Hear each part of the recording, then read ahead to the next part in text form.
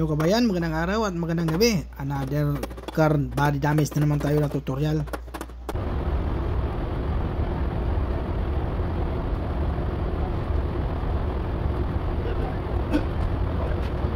Volkswagen Tiguan tayo kabayan, oh. Yan, Tiguan yan. So bagong modelo siguro to, tingnan natin. So bagong hood to sa kabayan, ha. Ito bago tong hood. Yan, oh. Pero yung hood may mga tama-tama siya, oh. Ito. Yan, tama yan sa kabayan. Mayroon din dito, mayroon din doon. Maliit lang yan dalawa. Ito medyo malaki. Tapos ito, i-repair natin yung bumper. Ito kabayan, oh, pasok to sa kabayan na yan, oh. Yan, oh. Hindi normal yan siya. So medyo kailangan paluwain natin to. I-repair natin to, tapos setting natin yung headlight. Bago tong headlight, oh. Butas yan, oh. Bago to. Bagong headlight, bago to, bago yung molding. Tapos repair yung fender.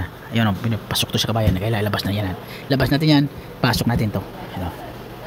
Pero pinturahan naman natin to, masilihan natin yan, oh. Paluwain natin to. Hindi ito paintless. Tapos ito, repair tong bumper, oh. Ano, ito walang bago to. So ang bago nito isa, molding, headlight, hood, tapos yung dito, reflector. I-repair natin to. Yan, oh. Ganun lang kabayan. Ipakita ko sa inyo paano tanggalin to. Kung pagtanggal naman ito, hindi naman gano'ng mahirap, oh. So ang anging unahin nito kabayan, kasi i-repair natin to, unahin natin tanggalin muna tong bumper. Pagkatapos ng tanggal ng bumper, i-repair natin to, tanggalin natin yung headlight, i-repair natin to. Pagkatapos ng repair natin, i-setting natin yung headlight dito. Okay? Kasi yung alignment dito ng fender, okay lang naman yan sa hood, walang problema yan. So kahit yung hood natin, yung bagong hood natin, hindi na kailangan i-setting natin yun. Kasi okay naman yung alignment ng fender dito, saka yung hood, ito lang yung pumasok. So ganun ang technique kabayan. Tanggalin ko muna yung bumper, tapos tanggalin ko yung headlight, i-repair natin to. Pagkatapos ng body filler natin, setting natin yung headlight na bago. Pagkatapos okay na yon. Kasi pag ma-okay na to dito kabayan, walang problema itong bumper, siguradong okay na yan. Pag tapos sa pinturahan, i-repair natin to, pag ilagay natin, okay, walang problema yan. Basta magandang setting dito, magandang setting dito sa headlight.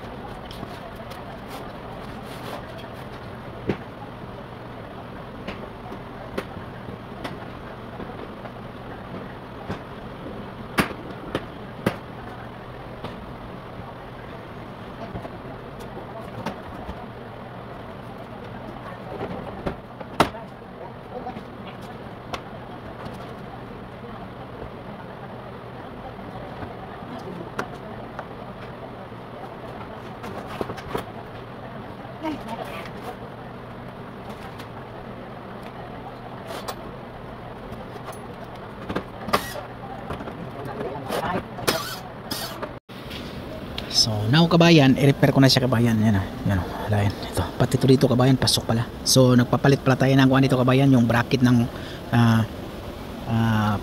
bumper kasi basag kabayan, oh.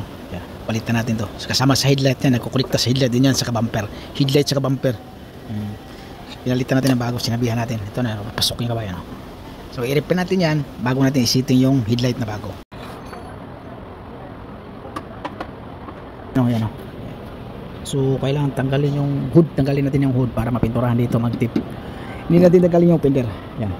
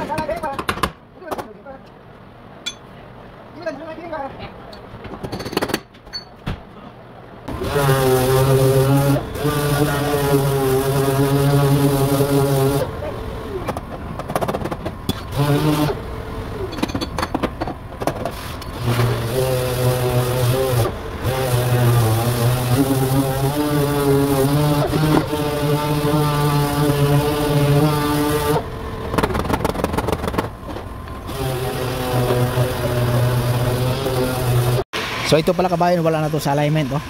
Ang hood walang problema kasi bangga dito, kasi okay lang naman dito. Yan, oh. Okay lang yung alignment. So yung fender na pasok natin yun doon. Tingnan mo kabayan. Tingnan mo alignment kabayan. Diba okay yung alignment dyan, oh. Hindi labas yung fender. Yung dito labas. Yan, oh. So ang gawin mo, ito paluin mo lang ganun. Yan, oh. Yan, tibay pala to. So iangat natin yung hood tapos sabay tulak dito kabayan. Lakasan mo kabayan, ha. Dapat dapat isabay ito si kabayan, ha. Isabay mo yan ganun para hindi papasok yung isa. Tingnan mo. So now kabayan, ready na to siya. So ito kabayan, huwag mo pansinin to kasi ito ni-repair ko lang to, pinalo ko lang yan pangat para medyo ma-alignment natin yung ilaw. Yung ilaw kasi dito tayo magtingin kasi wala tong bangga eh. So walang problema yan kasi may adjustment naman dyan sa headlight eh. So bali okay na to. So maglagay na tayo ng masilya. Yan o, sitting na yan siya kabayan. Wala nang problema to pag ilagay natin yung bumper. Kahit yung bracket dito, pwede na.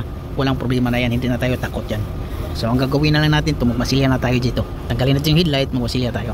So walang problema, okay na yun siya kabayan. Hindi ka na mahirapan pag magkabit ka na. Okay, ganun ang teknik kabayan.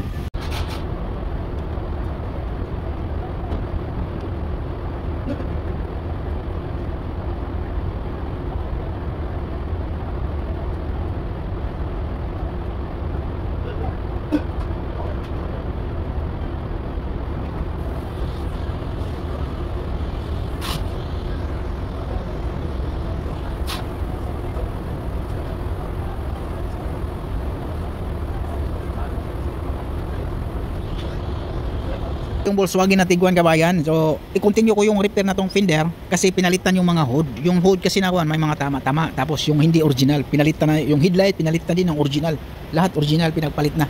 So okay na. So ito pinagpatuloy ko na yung bumper, repair lang din yung bumper. So ito pinagpatuloy ko na tatlong coating na tayo niya kabayan, ha. Tatlong coating, umabot tayo ng tatlong coating. Kasi siniting ko ulit dito kabayan, tapos siniting ko yung ilaw kasi ito bangga, matibay ito siya kabayan, ha. Inayos ko yung dito kasi pag ilagay natin yung bracket nakadistansya ng malayo, hindi natin siniting yung bumper na. So yung bracket ito ipakita ko yung bracket kabayan ito. So kinabit ko to para makita natin ganyan, oh. Kinabit ko to, tapos lahat kinabit natin yung yung nut din niya, may nut yan, oh. Yan.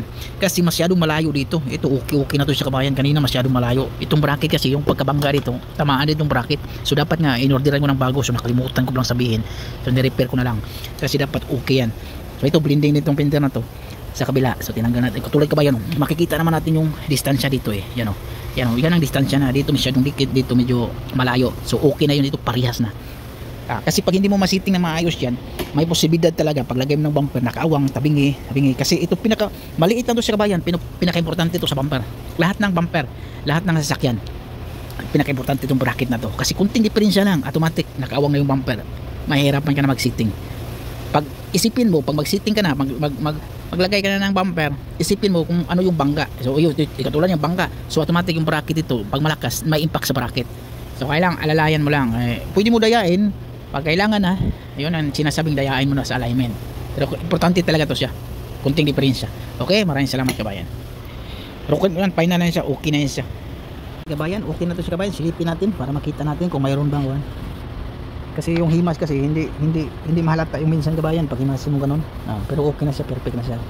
Okay na. Himasin mo pa, tapos iganon mo pa kasi klaro talaga yun, no? So walang dugtungan yan sa nangyari. Kasi minsan kasi pag ganun yung dugtungan kabayan, kung saan yung masilya mo, okay yan, lalo na yung pag primer, abot ng primer dito. Minsan yung primer yung pinaglihaan ng primer. Kaya nga ang sabi ko kabayan, pag mag primer, katulad yan, mag primer kayo, dito ka na mag tip para dito na abot yung primer, hindi na abot din sa tip dito ng primer para walang, kasi pag may dito ka mag tip tapos dito yung primer hangganan, pag tanggal mo ng tip, pagliha mo dito, siguradong may linya yan. Okay, yan, salamat.